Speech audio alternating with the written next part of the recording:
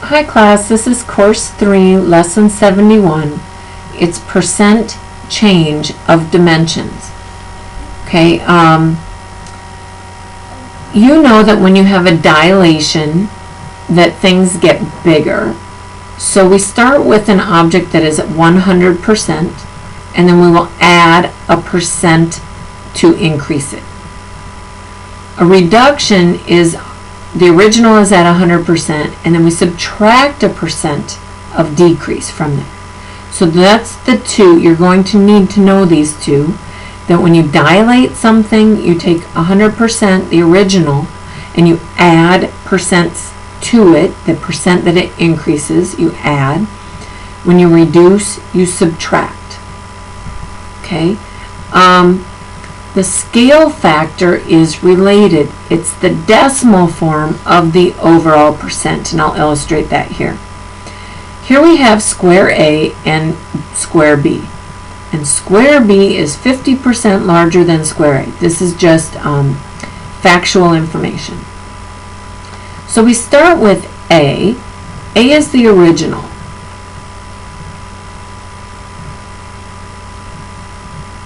The original is 100%. B is an enlargement. It is a dilation. It is 100%, that's the original square, plus the 50% larger to get 150%. Okay, scale factor then is the decimal form of your overall percent. Okay, I guess I don't need to write that again. I have that right here for you. Scale factor 1.5. So A is, when you start with A, B then is dilated, is square A dilated 1.5 times. It's 1.5 times as big. Okay, so we're going to use that information. So this is the same information you just had to solve some of these problems. So the perimeter of B is what percent of A?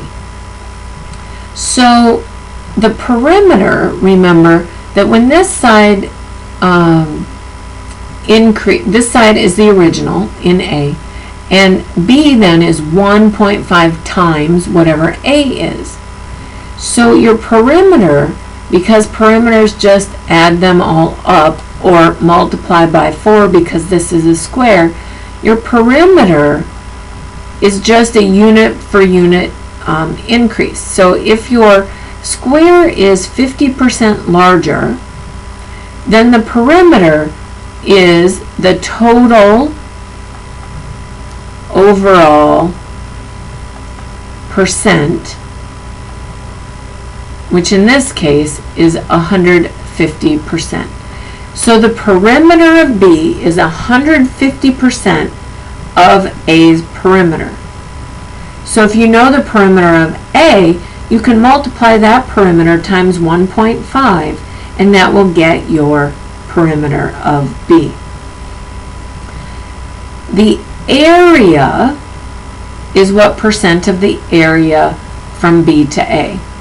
Now, area, remember, area is 2 dimensions.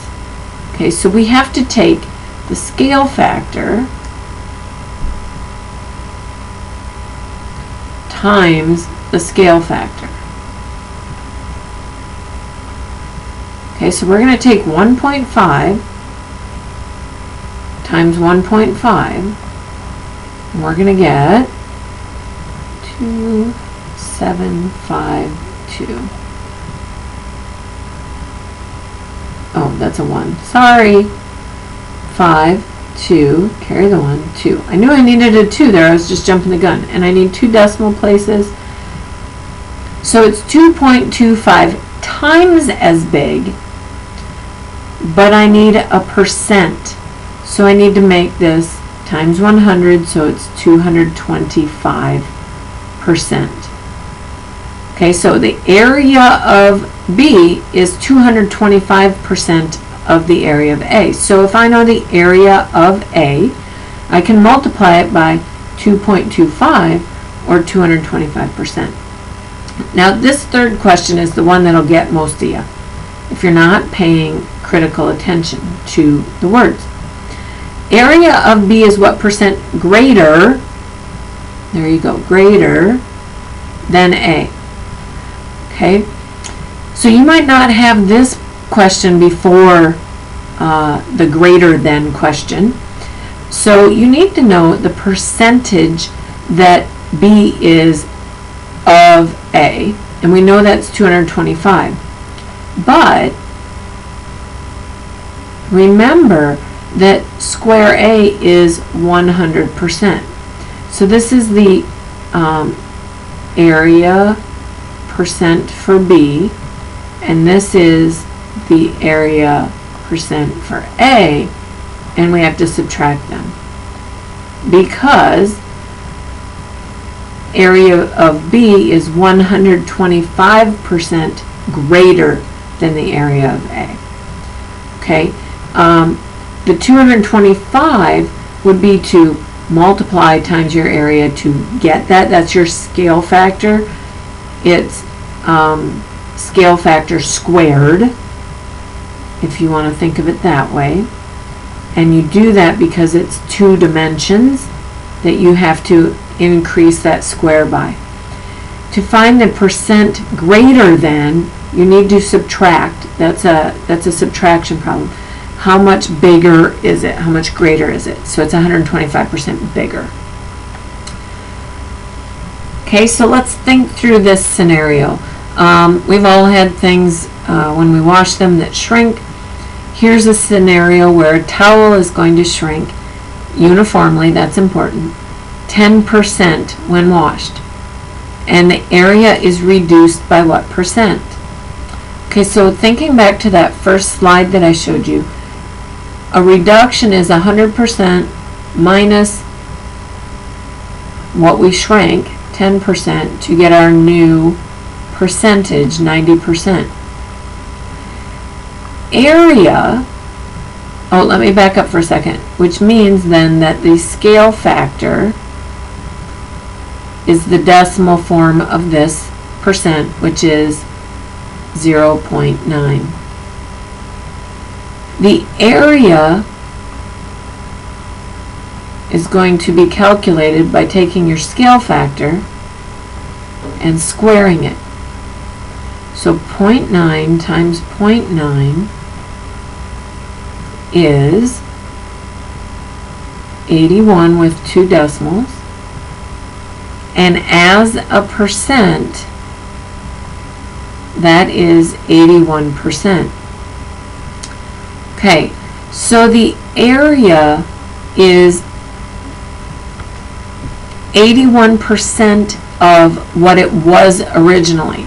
Okay, so this represents the new area after shrinking. So the area is reduced by what percent? Remember, we have to take the area of the original towel, that's the original area, and subtract what we reduced it by,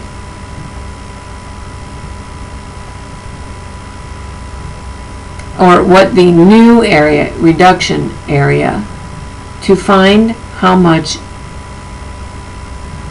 we reduced it by. So we reduced it by 19%.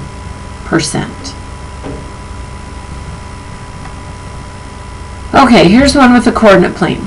So we have this scenario to work through, and then I have one more for you. On a coordinate plane, okay, so when you get problems like this where it tells you to do something on a coordinate plane, you're going to plot the points, you're going to calculate the scale factor, and multiply with the coordinates to get the new coordinates. Okay, so first we're going to plot these points. And I'm going to use red, and then I'm going to use green. So I need to plot the point 4, 4, and 4, negative 4, and negative 4, negative 4, and negative 4, 4. Okay, so there's my square.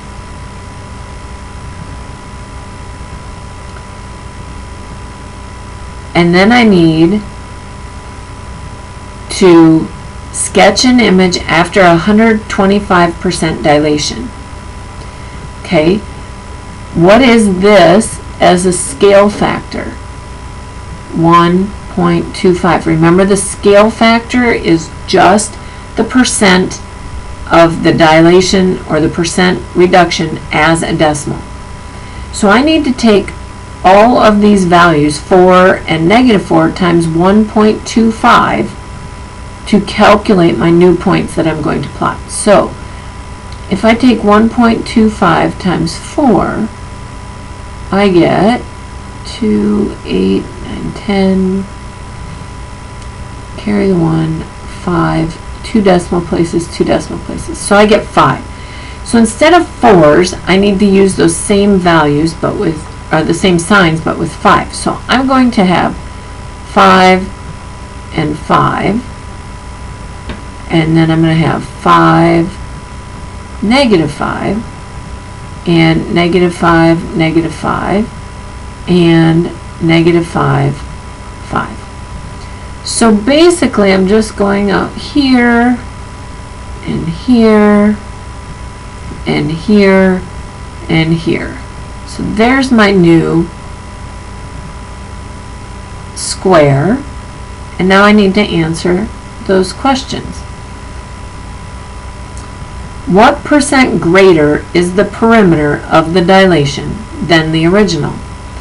Okay, this is one of those where we want to know not what percent of it, it's what percent greater is the perimeter of the dilation than the original. So remember, perimeter is just going to be the scale factor percentage. So if we take the original, or 1, we can take the dilation because that would be the bigger of the two, and subtract the 100% from that to get an increase of 25%. And all I did there was said, well, if I have 100% plus some unknown dilation percent, that's going to equal 125%. That's from that first slide way back from here. A dilation is 100% plus the percent increase. Okay, so what percent greater is the perimeter of the dilation than the original? So it's 25% greater. It is 125% of the perimeter of A, but since it wants how much greater, we need to do a little extra math. Now the area of the dilation is what percent greater than the area of the original. So again, we're going to have to calculate the area using our scale factor and then subtract. Okay, so remember, area is going to be your scale factor squared. So that's going to help us get that percentage. So we need to take 1.25 times 1.25. To carry the 1, 6, 10, carry the 1, 5, and a 2, and then I go over right here, 5, 2, 1. And then I'm going to add, and we're going to get 5. I'm going to write it over here. I didn't leave myself enough room. 2. 16, 5, and a 1. And 4 decimal places, so I get 1.5625. Okay, now we need to change that. That is a decimal, so make this a percent. So this then becomes 2 decimal places, 156.25%. How much greater is this area based on this scale factor? It's 156.25% of the original area. So again, 100% plus whatever I add to it is going to give me 156.25%. Well, hopefully you can do that in your head. That's 56 and 25 1/100% bigger. Okay? I know this gets confusing. Be sure to ask plenty of questions. Now, we've only talked about, well, we did 2 examples of squares, but we're talking about just flat objects, 2-dimensional objects. So what happens when we introduce a cube? Remember, this is 3-dimensional. If the dimensions of a cube are increased 100%, by what percent is the volume increased? One way you can do this problem is to use a specific example. So we're going to make a scenario that works. So we can sketch a cube with a side length of 1. And if we increase that 100%, so 100% of 1 is 1, 100% of 1 would be 1. So we need to increase that. So it's going to be the original 1 plus the new is going to equal 2. So we need to sketch a new cube with side lengths of 2. We can calculate the volume, right? The volume here is 1 times 1 times 1, which is 1. And the volume here is 2 times 2 times 2, which is 8. So this is 100%. This would be, if 100% is 1, 8 has to be 800%. So what would I add here to get that increase in volume? Well, it would be 700%.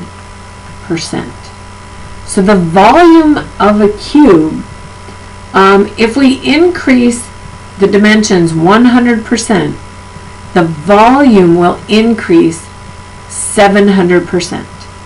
And this will work no matter what numbers you put in there. So you can try it with a different number if you want. I know that this is a new subject or a new way of thinking about something, so please let me know when you have questions. We'll talk about it a little more in class. Okay, I'll see you then.